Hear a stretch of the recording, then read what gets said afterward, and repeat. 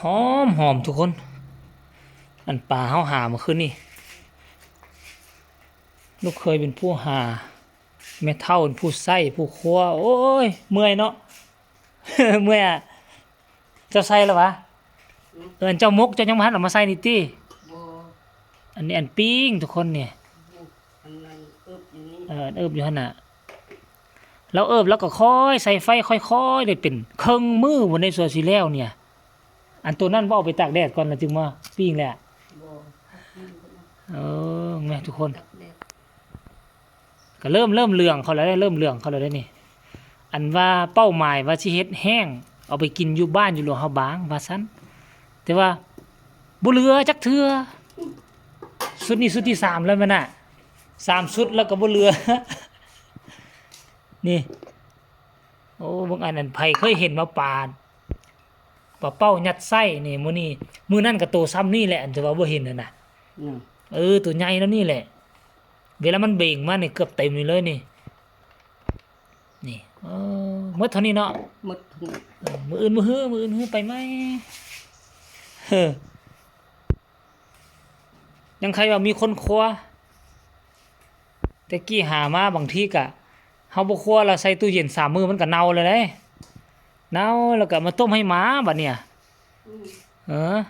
ปลาบูรุ่นซ้ำคงซ้ำแขนนี่ต้มให้หมาว่าซั่นเด้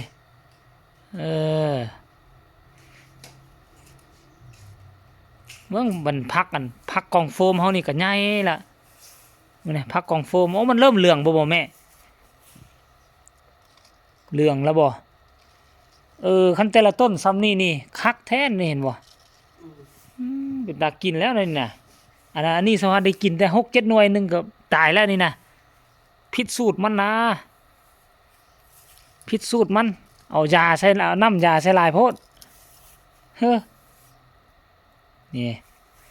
ตกตอนแรงมากกับพากันดังฟิงไฟนี่มูนี่ที่เขาจี้แท้ๆแหละใครก็มาละ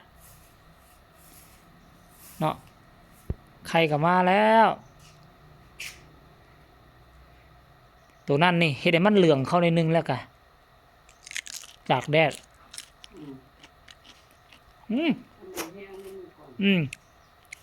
แต่ว่ามันหอมแล้วเนี่ยมันเกือบสุกแล้วนะหอมไปนี่เนาะหอมทุกคนนี่หอมไปฮอดในเฮือนพุ่นน่ะ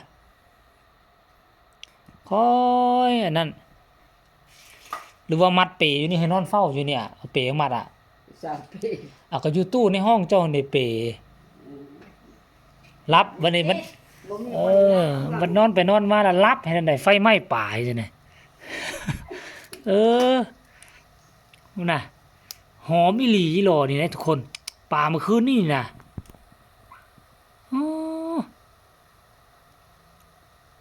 ป่านี่นึกว่าหอมมาป่าน้ำงืมน่ะมาถ่ายยังวะ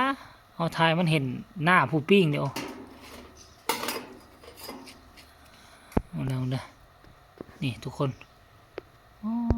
ซ้ำสิกินปูกินปลาธรรมดาเดี๋ยวเบิ่งก่อนเอาไว้ซ้ำนี้กันเด้อทุกคนเด้ออัปเดตสันดอกมื้ออื่นขึ้นไปใหม่ก็คันมีครูไปก็สิเอามาใหม่เอาบอลใหม่สิเอาปลาตัวใหญ่ๆซ้ำฝ่ามือมาเลยบัดนี้เอาบอลใหม่